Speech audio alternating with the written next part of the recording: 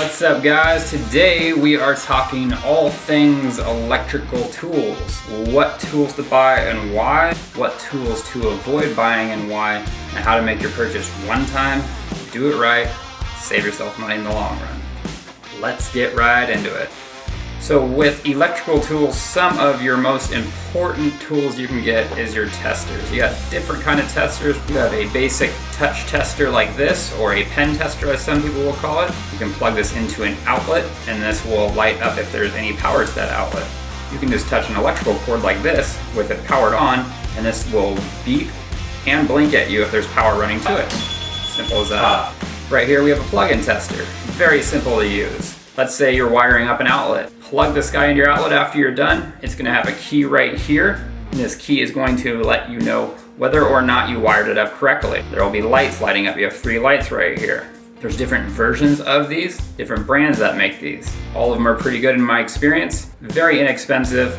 Both of these testers combined, you're under 20 bucks. No need to break the bank on something like this. And will save you a lot of heartache in the long run when it comes to getting shocked. These two can save your butt.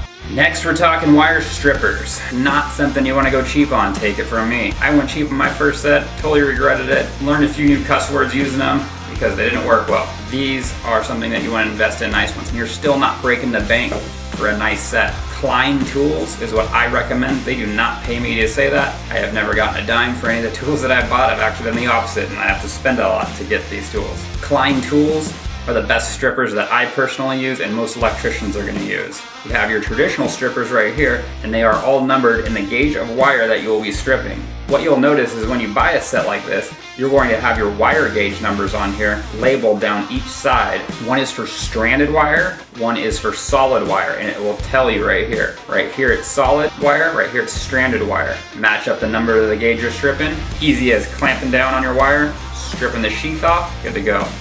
You might be looking at both of these and going, what's the difference in these two? The difference in these two is these yellow ones, they're not necessary.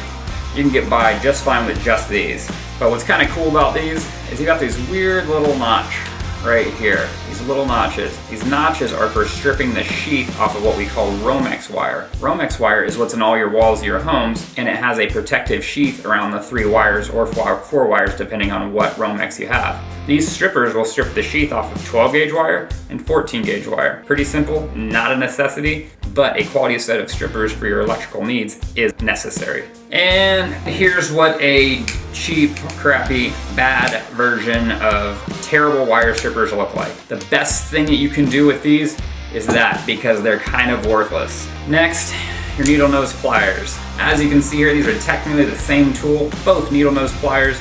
One's terrible, one's good. You don't have to get Klein brands. As you can tell, these aren't Klein's, but these are what I use. As you can tell, they've seen a few miles on them. These, on the other hand, are more down the line of your cheap, inexpensive store. Maybe you go to Target, Walmart, and you decide to buy some tools. Probably not a good idea. Again, these are gonna be small, hard to manipulate, short ends to them. Definitely gonna want a little bit longer. Doesn't mean you need some very, very long ones, but you need something that has a little bit of reach to get inside boxes. So again, when it comes to these, don't go cheap. Invest in a tool that'll last you a lifetime instead of 3 terrible pairs. Like I said, with these are really good for nothing. Not using them. Gonna stick with these. And again, these aren't breaking the bank. And I will put a link down in the description for most of these tools so that you can see what kind of prices you're getting into before you even go to Home Depot or Lowe's. Next, we got Linemans pliers. Can you see the difference between the Linemans pliers and the needle nose? Needle nose, pretty self-explanatory. Linemans pliers. They're a blunt end to them. These are one of my many pairs. These are my old pair. As you can tell, my electrical pair happened to be on the job. Don't have them with me right at the moment. My electrical pair actually have this little bend right here in the handle. Kind of nice for grabbing your pinky when you're using these. Linemans pliers as well. Great tool to have in your arsenal of basic electrical tools. Another must-have in your electrical tool bag, wire cutters. Get a quality set though. Don't want to get a garbage set like these. I mean, what are these anyways? Do these come out of a play school set? A Phillips head screwdriver and a flathead screwdriver, must-haves in your bag. Only need one of each. An inexpensive set that is poor quality is going to fall apart on you, strip out on the tip, you're gonna end up buying a second set. You might replace these eventually, but at least they'll last you a long time if you get a good quality set. When you're in the store, grab onto it, see what feels good in your hand, get something that works for you. And then next we got screw gun. Something I like to use to speed things up a bit. You can get a screw gun. This is considered an impact because it hammers while it drives. I use this because it's more compact than a screw gun. And then you can get even smaller ones that I also own. They're probably half the size of this. They have small batteries. They fit into your electrical bag really well and very convenient to use, and they spin slower, less chance of stripping out any screws. Every electrical tool bag should have some wire nuts and some electrical tape. Electrical tape is extremely inexpensive. Buy yourself a couple rolls, keep it with you, keep an extra roll in the garage. You'll be happy you did.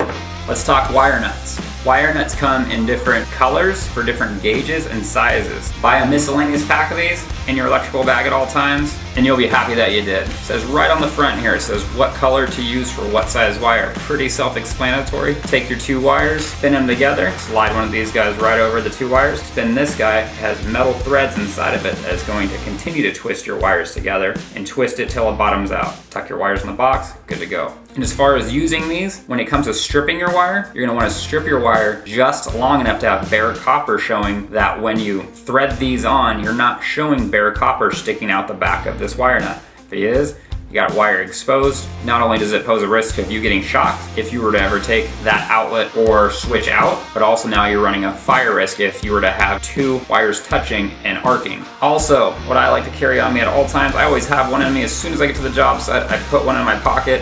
Foldable razor blade. Very easy to use. Best thing about these things is you can tear them up. You can be hard on them. Doesn't matter. Tear up the blade. Oh no, the blade, it just chips. It's no good. Change it out. Turn it around. Swap it. You got a brand new knife all over again.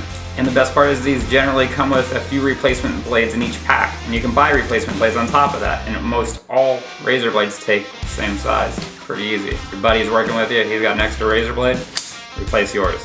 And to me, one of the most underrated tools in electrical, your phone. And you're going, I'm gonna take this apart, but how am I gonna put this all back together? Take this guy right here that you have to refer back to put everything back together.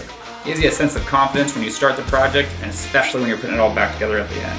Last but not least, I personally keep a bag. This is my electrical bag. That's what I call it. I have multiple tool bags. This one has all my electrical tools in it. Not necessarily just electrical tools. It's got all kinds of stuff in here, but mainly I call this my electrical bag. It's got dividers on the inside, kind of hard to see. Then make them in all different shapes and sizes with different dividers, different ways of organizing. It's really nice to be organized when you're reaching for your tools. You're gonna be more time efficient. You're gonna save yourself time. For me on job sites, it ends up saving me money because money is time. Again guys, today we were just talking basic electrical tools for jobs around your residential home. Doesn't matter the electrical project that you're tackling, these will be your basic tools that you will want to have on you for all your electrical projects. If you have any questions regarding any other tools you may or may not need, or any questions regarding electrical stuff, just post them down in the comment box. Do me a favor guys, like these videos, subscribe to the channel, send these videos to your friends that you think that it may help them. But most of all, start tackling some projects yourself, because if you think you can do it, you definitely can do it. And the only thing holding you back from doing it is you yourself. And if you want, check out my other video on how to wire up and switch out your old light switches in your house to give it a more updated, modern look. Until next time guys, stay safe, enjoy the process along the way, and thanks for watching.